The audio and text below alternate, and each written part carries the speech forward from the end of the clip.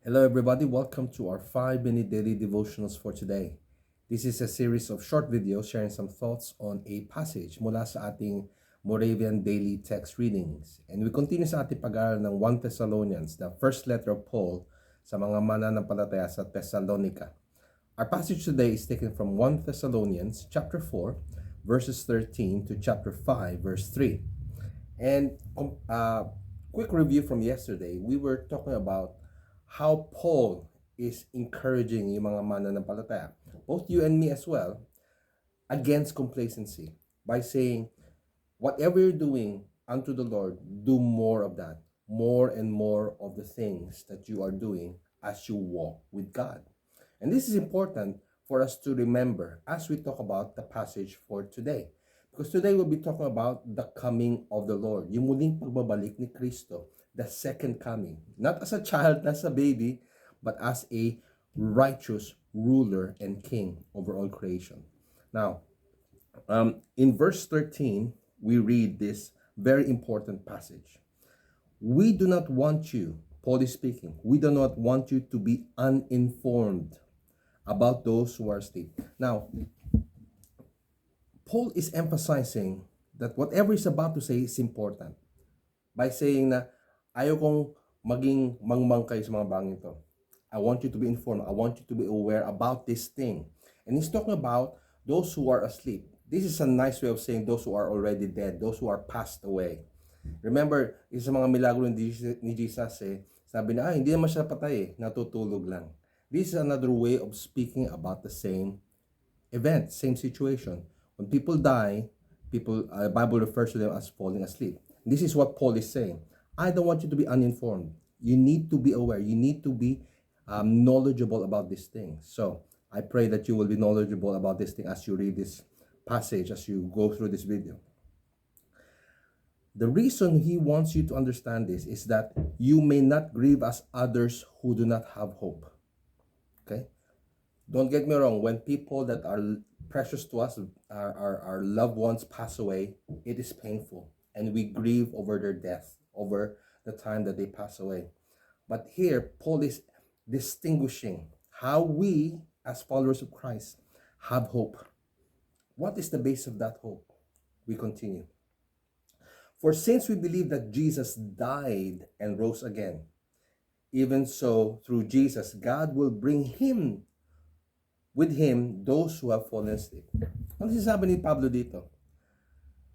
Yamang alam natin na bilang tagasunod ni Kristo na si Jesus ay namatay at nabuhay na maguli.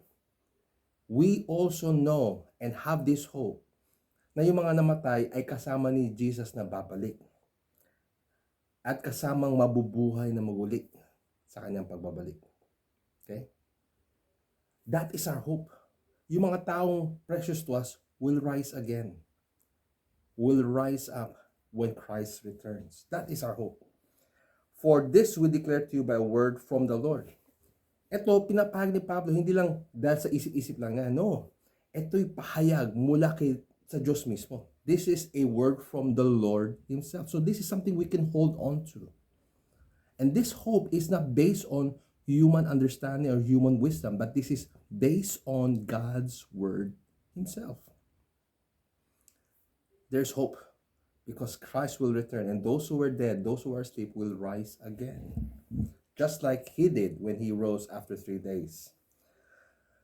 Now, for this we declare to you by word of hope that we who are alive, tayo, okay, who are alive, who are left until the coming of the Lord, yung muling pagbabalik ni Kristo, will not precede those who have fallen asleep. Hindi tayo mauna doon sa mga namatay. Kasi yung mga namatay na ahead of us will be the first one to meet with God. For the Lord himself, verse 16, I'm just reading it because so rich, there's no need for me to explain.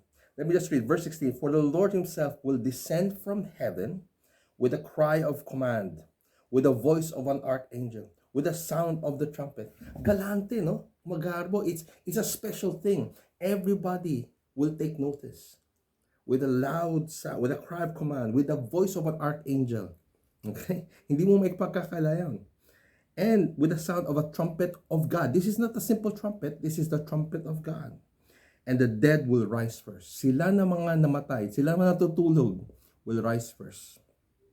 Then tayo, na nabubuhay pa, we who are alive, who are left behind, will be caught up together with them in the clouds. So nabuhay na muli mga patay, at tayo na mga buhay pa ay sasamang sasalubong sa langit kay Kristo.